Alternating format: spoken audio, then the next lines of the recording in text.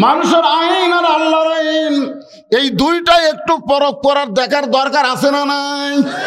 অর্ঘ পৃথিবীর খলিফা হযরত ওমর, একসময় যিনি পৃথিবীর শ্রেষ্ঠ মাস্তান ছিলেন, ওই মানুষটাই আল্লাহর কোরআনের আইনকে দেখার জন্যে ছদ্মবেশে মদিনার অলি গলি ঘুরতেছেন।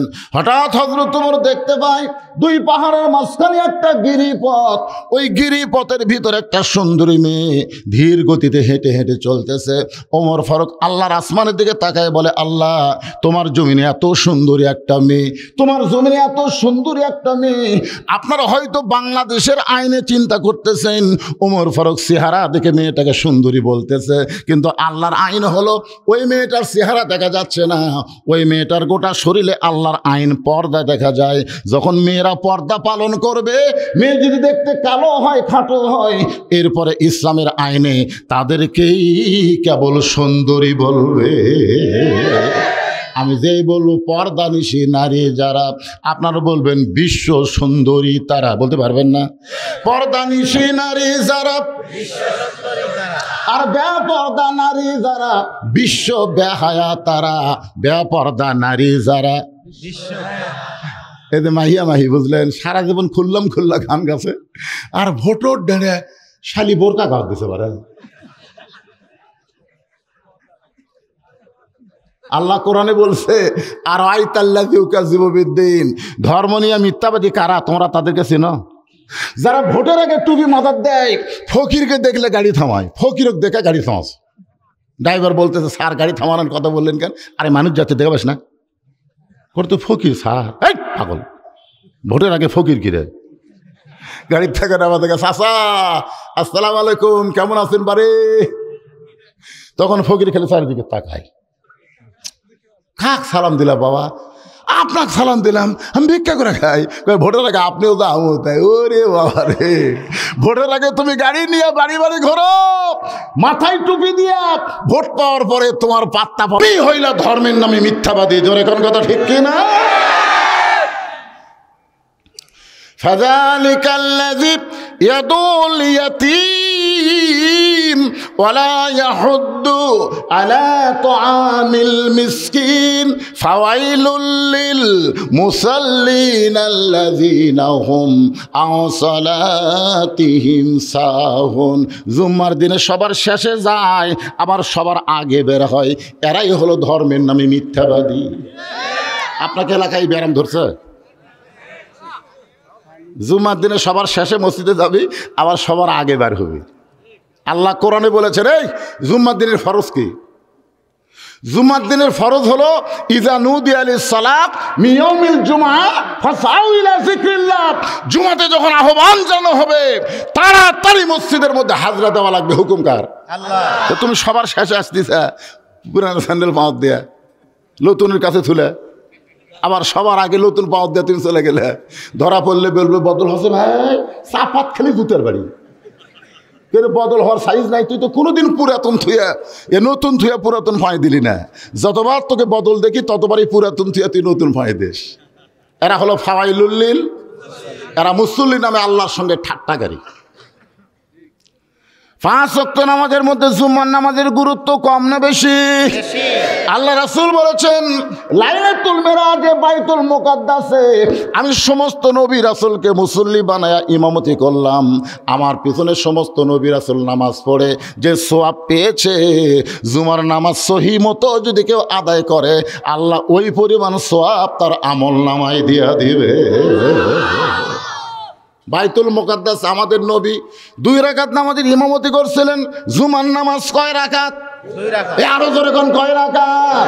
একটু মনোযোগ দিয়ে শুনবেন।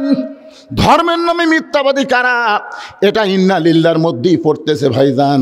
সবচাইতে বড় বিপদ হলো আজকে আমাদের বাংলাদেশে কি, এই জিনিসগুলো আমি আপনাদের সামনে তাফসীর সহ বোঝানোর চেষ্টা করতেছি।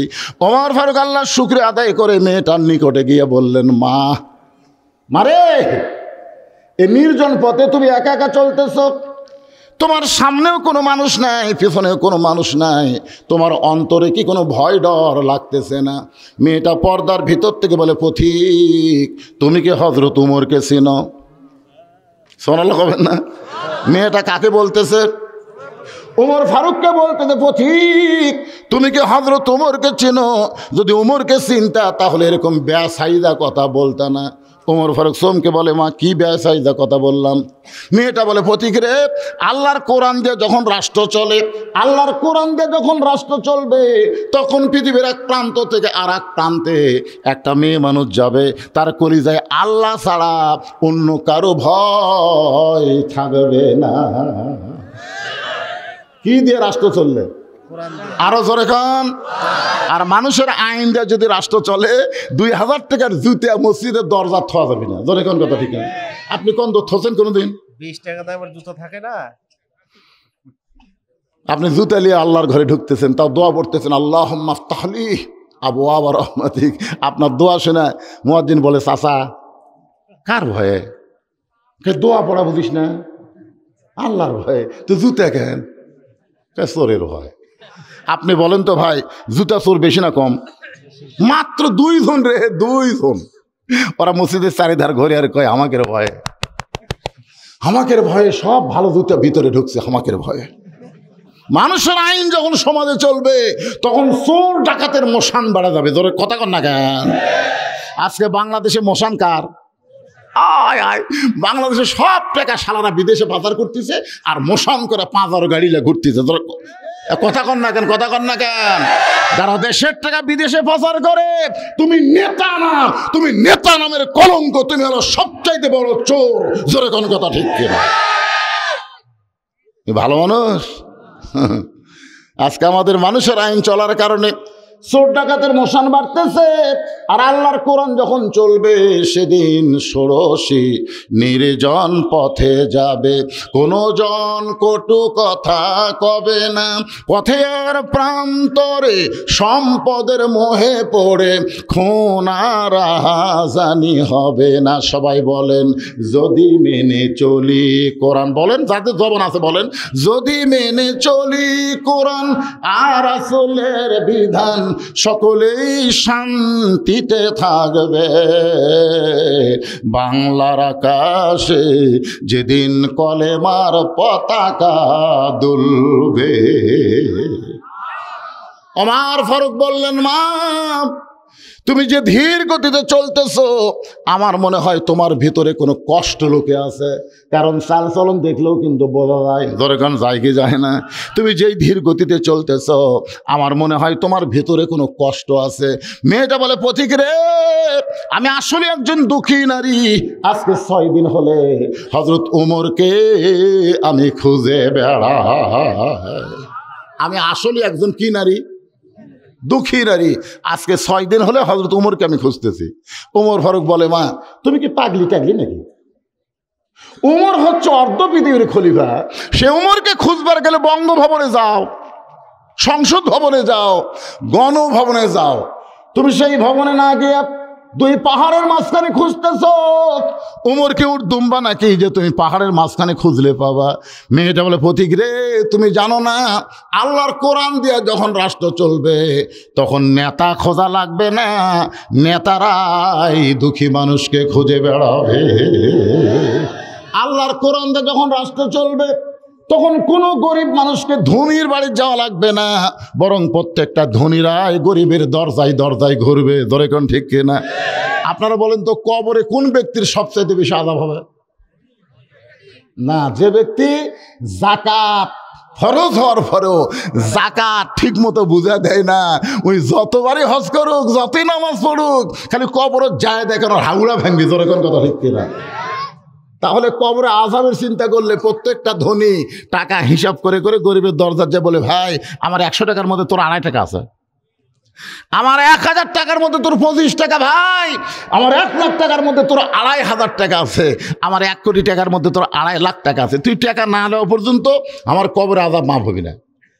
গরিব বলতেছে, মাফ কর, মাফ কর। তখন আর এক দরজার যাবি, সেই গরিব বলবে, ইয়া কানা বুধু ও ইয়া কানা, তো জাকাতের টাকা নেওয়ার জন্য বসে রইলে যা। 1 ব্যাগ টাকা লিয়া ধনী 7 দিন ঘুরছে, একটা গরিব লেয়নি, খালি কসে মাফ কর।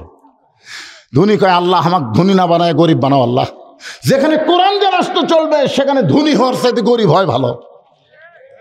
7 দিন পর্যন্ত কোনো গরিব না বয়া লোকটা মনের দুঃখে মরুভূমির মধ্যে গেছে। মরুভূমির মধ্যে গিয়ে দেখে এক ব্যক্তি বস্তা মাথার দিয়ে গাছতলায় ঘুম পাড়তেছে। ব্যাগ আলাপ গরিব মনে করে সালাম দিয়েছে। মাইক এরকম হলো কেন? মাইক তো ভালো আছিল। এই মাইক কি করলে রে বাবা? মাইক আলো কুটি হয়, মাইক ভালো আছিল না, খুব সুন্দর, হঠাৎ এরকম কেন হলো?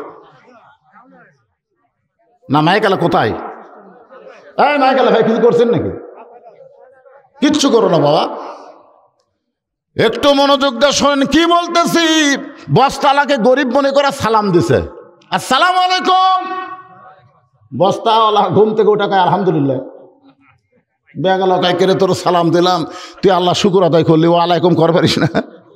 যেরকম বাংলাদেশ একজন নেতা কথা বিসমিল্লাহির রহমানির রহিম, বিসমিল্লাহ বিসমিল্লাহ হির কয়নি, ও বিসমিল্লাহির রহিম, বিসমিল্লাহির রহিম, হ্যাঁ বিসমিল্লাহির রহিম, সালাম আলাইকুম। শালা আমার নেতা আছে কোরআনের বিসমিল্লাহ যাই ঠিক মতো কর পারে না, ওই লেতা হয় কেমন? ওই তো নেতা নয়, লেতা লেতা। কথা কর না কেন, কথা কর না কেন? কি মনে করতেছেন? চিন্তা করে দেখেন আপনি, আমি সালাম দিলাম, মিয়া তুমি ওয়ালাইকুম না কয় আলহামদুলিল্লাহ কও কেন? তুমি ঠিক মতো ওয়ালাইকুম কর পারো না। তখন বলতে ভাই রে, তোকে দেখে আমার গরিব মনে করে আল্লাহ শুক্র আদায় করছি, এক বস্তা টেকালে 15 দিন হলে ঘুরতেছি। তোকে আমি ঘুরি 7 দিন, তুই ঘুরিস 15 দিন, তাহলে গরিব গেল কোথায়? দুইজন সালাতুল হাজত নামাজ পড়ে আস্তাইনু বিসসবরি ওয়াস সালাহ, আল্লাহর কাছে বলতেছে আল্লাহ আর পারতেছি না, আল্লাহ ব্যাগের বস্তা টানবার পারতেছি না, আল্লাহ দুনিয়া হয়ে মাজা বেকা হয়ে গেল, আল্লাহ একটা গরিব নেই, আল্লাহ এগুলো ঝামেলা আমরা কি করবো আল্লাহ? আল্লাহ কয় পাগলা শোন, সুদ ভিত্তিক অর্থনীতির কবর দিয়া যাকাত ভিত্তিক অর্থনীতি যখন চালু হবে, ওই দেশের জন্য আমি আল্লাহ রহমত বরকতের দরজা খুলে দেই, মানুষ আল্লাহ ছাড়া অন্য কারো কাছে হাত পাতাবে না। ধরে কোন কথা ঠিক? মেয়েটা বলে পথিক, আজকে 6 দিন হলে হযরত উমরকে আমি খুঁজে বেড়াই, আমার ঈমান বলতেছে আর 1-8 দিনের মধ্যেই হযরত উমরকে আমি পেয়ে যাব। ধরে কোন সুবহানাল্লাহ। আপনার বলেন তো মেয়েটাকে হযরত উমরকে পাইছে? ধরে কোন পাইছে? ওমর ফারুক চোখের পানি বের করে বলেন, মা তুমি যেই ওমরকে খুঁজতেছ আমি হইলাম সেই ওমর, আমি হইলাম সেই ওমর। মেয়েটা বলতেছে আমিরুল মুমিনিন, তাহলে চোরের মতন একা একা কেন ঘুরতেছেন? তাহলে কার মতন? চোরের মতন একা একা কেন ঘুরতেছেন? আপনার কি কোনো চামচা নাই? আপনারা বলেন তো ওমর ফারুক কি এমপি মার্কা নেতা? বাংলাদেশের প্রধানমন্ত্রী মার্কা নেতা? বাংলাদেশের মতন 96টা দেশের খলিফা। বাংলাদেশের মতন কয়টা? 96টা দেশের রাষ্ট্রপতি হযরত ওমর, তার কোনো চামচা নাই। ধরে কোন কি নাই? মেয়েটা বলতেছে একা একা ঘুরতেছেন, আপনার কি কোনো চামচা নেই? ওমর ফারুক চোখের পানি বের করে বলে, মা চামচা পালার টাকা কোথায় পাব? চামচা পালবার গেলে যে টাকা লাগবে, এই টাকা হয় জনগণের মাথাত কুড়াল মারা লাগবে, নাই জনগণের ভিজে কাঠের চাউল 10 সারের জায়গায় 8 সার দেওয়া লাগবে। ধরে কোন কথা ঠিক? আমার এলাকার যারা চাউল পায় ওরা কয় হুজুর কাঠত লেখা আছে 10 সার, না পায় 8 সার। তা আমি কইলাম তাহলে চেয়ারম্যান লোক মাদে, তা আমার কথা মতো লোক মাধ্যমের কাছে চেয়ারম্যান সাহেব কারোর লেখা আছে 10 কেজি আর মাফাল এর নাম কাটে দে, এর নাম কাটে দে। তখন জোরহাত করে বলছে যা দিচ্ছেন দেন, যা দিচ্ছেন দেন, নাম কাটেন না। চেয়ারম্যান তোর চাউল না মারলে চামচা পালবো কি দে? আজকে বাংলাদেশে যেই নেতার পিছনে যত বেশি লোক ঘুরবে, আপনার বিশ্বাস করবেন ওই নেতা তত বড় চোর। ধরে কোন কথা ঠিক না? ওমর ফারুক বললেন চামচা পালার টাকা কোথায় পাবো? পবিত্র জুমার দিনে হযরত ওমর খুতবা দিচ্ছেন, যেই মাত্র খুতবা শুরু করেছেন এমন সময় একজন সাহাবী মাঝখান থেকে দাঁড়িয়ে বলতেছে, ইয়া আমিরুল মুমিনিন, আপনার খুতবা আমরা শুনবো না। ওমর ফারুক বললেন আমার অপরাধ। বলে আপনার অপরাধ হলো আমাদেরকে খাটো পাঞ্জাবি দিয়ে আপনি লম্বা জুব্বা পরে খুতবা দিবেন। যতক্ষণ লম্বা জুব্বার কাহিনী না বলবেন ততক্ষণ আপনার খুতবা আমরা শুনবো না। খুতবা মানে কি? বক্তব্য। ততক্ষণ আপনার বক্তব্য শুনবো না। এমন সময় উমর ফারুকের চোখ দিয়ে দর দর করে পানি পড়তেছে আর মুখটা মুচকি মুচকি হাসতেছে। চোখ দিয়ে পানি পড়ার কারণ হলো উমর যদি ভুল করে জনগণ তার ভুলটা ধরতে পারবে। আর খুশি হওয়ার কারণ হলো যতদিন লোকমা থাকবে ততদিন খারাপ নেতা সমাজে আসবে না। দরকার সুবহানাল্লাহ। যতদিন লোকমা থাকবে ততদিন নামাজ ঠিক থাকবে। দরকার ঠিক কিনা? যদি লোকমা না থাকে ইমাম ইচ্ছা মতো নামাজ পড়াবি। একদিন আসর 4 রাকাত পড়াবি, হাটের দরকার দিকে 2 রাকাত পড়াবি, একটা লোকমা নেই, যা পড়াইতে। কিন্তু আপনার বলেন তো মসজিদে ইমাম ভুল করলে লোকমা আছে না নাই? এছাড়া আছে না নাই? আব্দুল্লাহ ইবনে উমর 6 লক্ষ হাদিসের হাফেজ, 30 পারা কোরআনের হাফেজ বাবার পাশে দাঁড়ায় বলে, রে নবীর সাহাবীরা, আমার বাবাকে লোকমা দিয়ে খুতবা বন্ধ করে দিছ। তোমরা খাটো পাঞ্জাবি হলেও তো নতুন কাপড় পরে নামাজ পড়তে আইছো, কিন্তু আমার পরনের দিকে তাকায় দেখো আমার তো নতুন কাপড় নাই। সাহাবীরা, আব্দুল্লাহ আজকে জুমার দিনে নতুন পাঞ্জাবি না দিয়ে তুমি পুরাতন পাঞ্জাবি গায়ে দিয়ে কেন নামাজ পড়তে আসলে? আব্দুল্লাহ বলতেছে, আমি যদি নতুন পড়তাম তাহলে আমার বাবার জুব্বা লম্বা হতো না। আমার নতুন কাপড় বাবাকে দান করেছি, বাবা সারা রাত ধরে তার কাপড় আমার কাপড় একত্র করে লম্বা জুব্বা বানায় সেই জুব্বা পরে খুতবা দেয়। এখন বলো খুতবা শোনা যায় কি না যায়? সমস্ত সাহাবীরা চিল্লায় বলে, আল্লাহর কোরআন দিয়ে যখন রাষ্ট্র চলবে এমন ভালো নেতাই মুসলমান দেখতে পাবে। ওমর ফারুক বললেন, মা এখন বলো তোমার দুঃখ কি? যেই দুঃখে 6 দিন হলে আমাকে খুঁজতেছে। জোরে কোন কয়দিন? 6 দিন। মেয়েটা বলতেছে, আমিরুল মুমিনিন, আমার জীবনের সবচাইতে বড় দুঃখ হলো আমি 6 বছর বয়সী ঈমান গ্রহণ করেছি। শুধু ঈমান গ্রহণ করার অপরাধে 12 বছর আমি জেলখানায় বন্দি জীবন কাটাইছি। শুধু বন্দি জীবন কাটাই নাই, সকালবেলা 3টা করে চাবুক, বিকালবেলা 3টা চাবুক মারছে। আমার দেহের এমন কোনো জায়গা নাই যে জায়গায় চাবুকের আঘাত লাগে নাই। তাহলে মেয়েটার অপরাধ কি? ইসলাম গ্রহণ। হ্যাঁ, শুধুমাত্র ঈমান গ্রহণ করার অপরাধ। বাংলাদেশে আমির হামজার কি অপরাধ? 30 মাস জেলতা ছিল। এখন বার হওয়ার পরও ওয়াজ করবার দিচ্ছে না, মাঝে মধ্যে ওয়াজ বন্ধ করে দিচ্ছে। অপরাধ কি? অপরাধ একটা, আমির হামজা ফেস্টা ওয়াজ কর। বোঝেন না? হক কথা বলাই যদি অপরাধ হয় সেইটা মুসলমানের সমাজ নয়। কথা কর না কেন? কথা কর না কেন?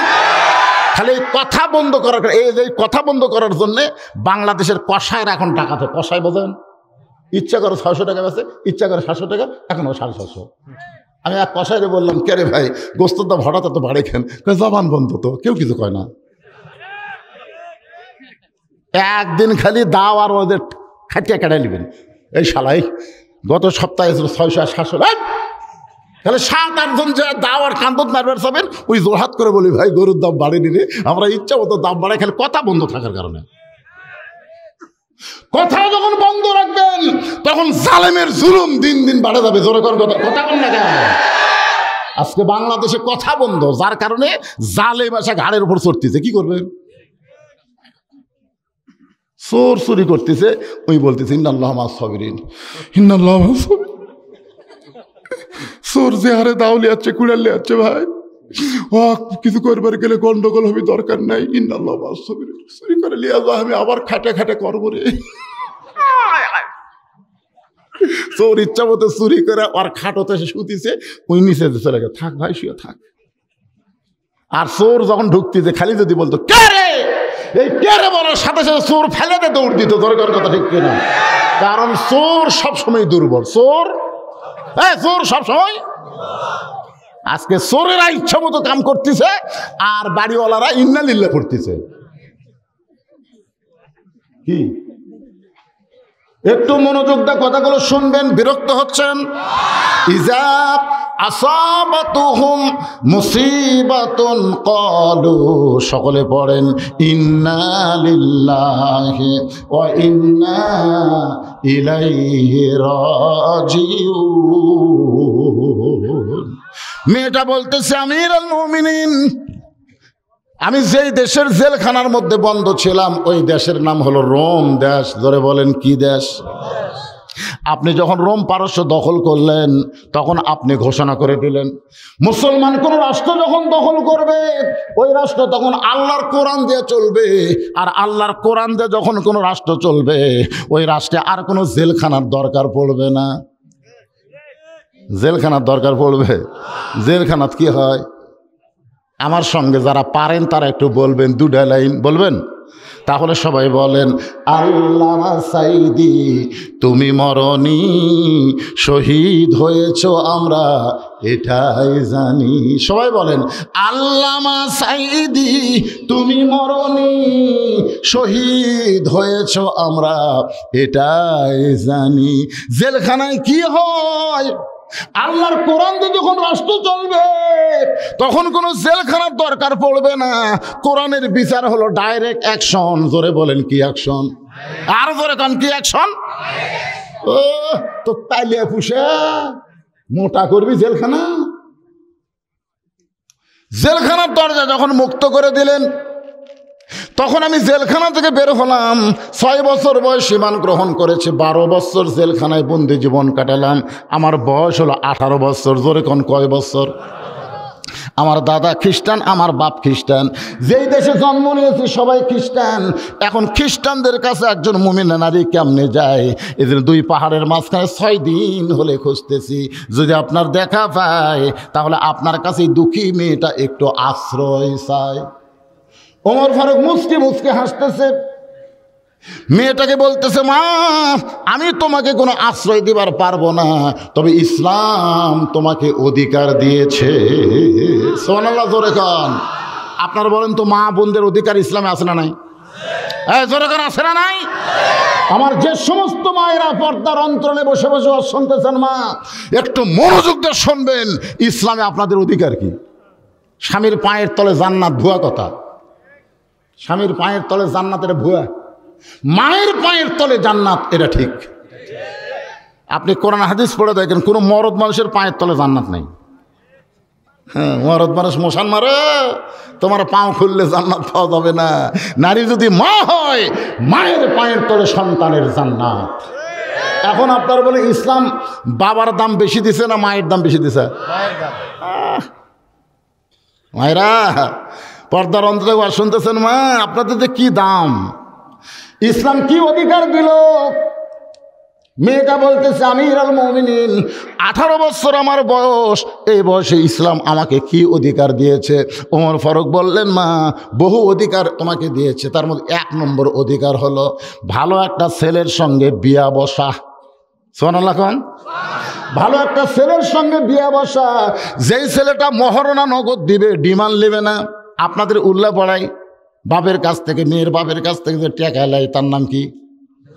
যৌতুক। আপনার যৌতুক কন, আর আমাদের বগুড়াতে ডিমান্ড কয়। মহারণা সব বাকি, ডিমান্ড লগত। আপনার বলেন তো এই ছেলে ভালো ছেলে না খারাপ ছেলে? জোরে কান, ভালো না খারাপ? ওমর ফারুক বললেন মা এই মুহূর্তে তুমি ভালো ছেলে কোথায় পাবা? কারণ তোমার তো অভিভাবক নাই। আমি অভিভাবক হয়ে একটা ভালো ছেলের খবর দেই, দেখো তো ছেলের তোমার পছন্দ হয় কিনা। মেয়েটা বলতেছে আমিরুল মুমিনিন তাহলে বলেন ভালো ছেলের খবর কি? ওমর ফারুক বললেন ছেলেটার যোগ্যতা হলো 6 লক্ষ হাদিসের হাফেজ, ছেলেটার যোগ্যতা হলো 30 পারা কোরআনের হাফেজ, ছেলেটা লম্বাই হলো 6 ফুট 2 ইঞ্চি, গায়ের রং ফর্সা, ছেলেটার বয়স হলো 22 বছর, চাঁদের মতন চেহারা, গায়ের রং ফর্সা। ছেলেটার নাম হলো আব্দুল্লাহ আর বাবার নাম হলো ওমর। আমার আব্দুল্লাহর সঙ্গে তোমার বিয়াটা দিয়া তোমাকে আমার বৌমা বানায়া আমার ঘরেই তোমাকে অধিকার দিবার চায়। বেটার বউকে উল্লাহ বলার লোকেরা কি কয়? বৌমা কন না। এই বেটার বউকে আপনারা কি কন? বৌমা। উমর ফারুক বললেন, আমার আব্দুল্লাহর সঙ্গে বিয়া দিয়া তোমাকে বৌমা বানায় আমার বাড়িতেই তোমাকে অধিকার দিবার চাই। অনেক মুরব্বী চিন্তা করতেছে, বেটার বউ আর বৌমা, এতদিন বেটা ভালোই ছিল, বিয়া করার পরে বউ যে কি কান মন্ত্র দিল। শ্বশুর শাশুড়ি দেখবার পারে কিন্তু বাপ মাও দেখবার পারে না, এরকম আছে না নাই? জোরেখান আছে না নাই? অনেক বেটা বলে আম্মা, শাশুড়ি বলতেছে আম্মা আমি উল্লাপাড়া বাজারে যাচ্ছি, আপনি ডাব খাবেন না গ্লুকোজ খাবেন? বউ বলতেছে আমার মাও দুটোই খায়। তখন বলে আম্মার জন্য আমি দুটোই আনবো। এই কথা বলে ব্যাগ না বের হয়ে দেখে মা দরজাত খাড়াই আছে। ওই বেটা মায়ের দিকে তাকায় না। মা বলে কে রে? মায়ের দিকে তাকালে আল্লাহ কবুল হজর সব দেয়। তুই সে মায়ের দিকে না তাকায় মাটির দিকে তাকায় যাস কেন? গত সপ্তাহে 10 টাকার পান কিনা দিয়েছিস, আমার পান পড়ে গেছে, বাজারে যাচ্ছিস আজকে 10 টাকার পান আনিস। ছেলে বলতেছে এই জন্যই তো তাকাই না, খালি খাই খাই, তোমার খালি খাই খাই। ওই শাউরের জন্য ডাবগুলো গুছান দে, ওই জায়গাত খাই খাই নাই, আর মায়ের দিনে 10 টাকার পান কিনলে ওই জায়গাত খাই খাই। আপনার সত্যি করে বলেন তুই বেটা না পাটা? এ জোরে কানি, বেটা না পাটা? এরকম বেটা নাই? বিয়া করার আগে মা বাপ ছাড়া কিছুই বোঝে নাই, কিন্তু বিয়া পড়ার পরে বউ পাইয়া এই ঘাটিনা সাইডে এখন উল্লা পাড়ায় বউ নিয়ে বাসায় থাকে, আর বাপ মার খেয়াল করে বউ নিয়ে বাসার থাকে রে। আয় হায় হায়, বাপ মার কথা খেয়াল করে না।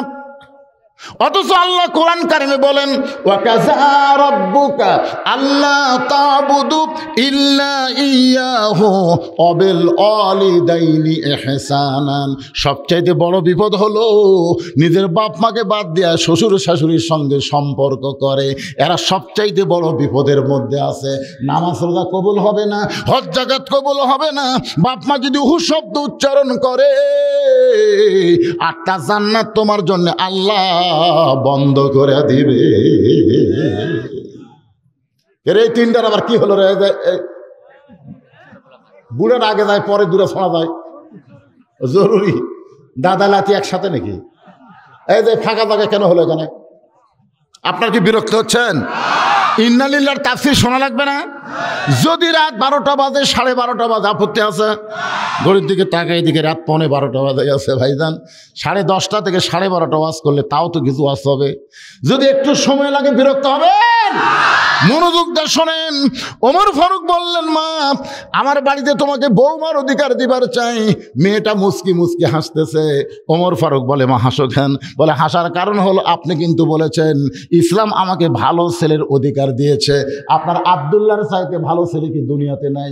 ওমর ফারুক বললেন মা আমি অনুবীক্ষণ যন্ত্র দিয়ে খোঁজা দেখছি আমার আব্দুল্লাহর চাইতে ভালো কোনো ছেলে নাই। কি দেখছে? অনুবীক্ষণ। অনুবীক্ষণ মানে তখনকার অনুবীক্ষণ হলো অন্তর্চক্ষু। ইয়ানজুরু বি নূরিল্লাহ। আল্লাহ রাসূল বলেছেন ইত্তাকু ফিরাসাতাল মুমিনিনা ফাইন্নাহু ইয়ানজুরু বি নূরিল্লাহ। মেয়েটা বলতেছে আমিরাল মুমিনিন আমি একটা ছেলের খবর দেই, দেখেন তো ছেলেটা কেমন। ওর চুপ করছে কে রে? এই 6 বছর বয়সে জেলত গেল, আর 12 বছর জেলখানাত বন্দি থাকলো, এর কাছে ভালো ছেলের খবর কেমনে থাকবে? ওমর ফারুক বলে মা ঠিক আছে বলো ছেলেটা কে? মেয়েটা বলতে ছেলেটার নাম হইল হুসাইন, মায়ের নাম হলো ফাতেমা, বাবার নাম আলী, আর নানার নাম হলো মুহাম্মাদুর রাসূলুল্লাহ। এখন আপনি বলেন তো আব্দুল্লাহ আপনার বেটা আব্দুল্লাহ আর আলীর বেটা হোসাইন, এই দুটার মধ্যে ভালো কোনটা? না না আপনি করুক না। মেয়েটা হযরত ওমরক বলতেছে অনুবীক্ষণ যন্ত্র দিয়ে খুঁজিছে নাই। এখন আপনি বলেন আব্দুল্লাহর হোসাইন এই দুইজনের মধ্যে ভালো কে? ভালো একটা ছেলের সঙ্গে বিয়ে বসার অধিকার যখন ইসলাম আমাকে দিয়েছে, আপনি এখন দুইজনের মধ্যে যাকে ভালো বলবেন তার সঙ্গে আমি বিয়ে বসতে চাই। আপনি এখন বলেন তো এই দুটার মধ্যে ভালো কে? ওমর চোখটা দর দর করে পানি পড়তেছে। ওমর ফারুক বললেন, সাইদুস শাবাবে আহলেল জান্নাহ হাসান ও হুসাইন রাদিয়াল্লাহু তাআলা আনহুমা, জান্নাতি যুবকদের সর্দার হবে দুইজন, একটা হলো হাসান আর একটা হলো হুসাইন। তুমি যে ছেলেটার কথা বলছো মা, আমার আব্দুল্লাহর চাইতে হুসাইন কোটি কোটি গুণ ভালো। তাহলে ভালো ছেলে থাকতে আপনার এই কালো ছেলের সাথে আব্দুল্লাহর সঙ্গে বিয়া বসবো কেন? ওমর ফারুক বললেন, মা আমি জীবনে কোনোদিন ঘটকালি করি নাই, কিন্তু আজকে তোমার বিয়ার ঘটক হব। মেয়েটাকে নিরাপদ আশ্রয় দিয়ে হযরত ওমর পড়ন্ত বিকালবেলায় হযরত আলীর বাড়ির দরজায়, আসসালামু আলাইকুম ইয়া আহলাল বাইত আম্মা সাইলা ফালা তানহার। হযরত আলী ঘরের ভিতর থেকে চমকে গেলেন। ওমর ফারুকের মতো মানুষ সালাম দিল, কিন্তু ফকিরের আয়াত কেন তেলাওয়াত করলো? ফকিরের আয়াত জোরে কোন, কার আয়াত? আম্মা সাইলা ফালা তানহার।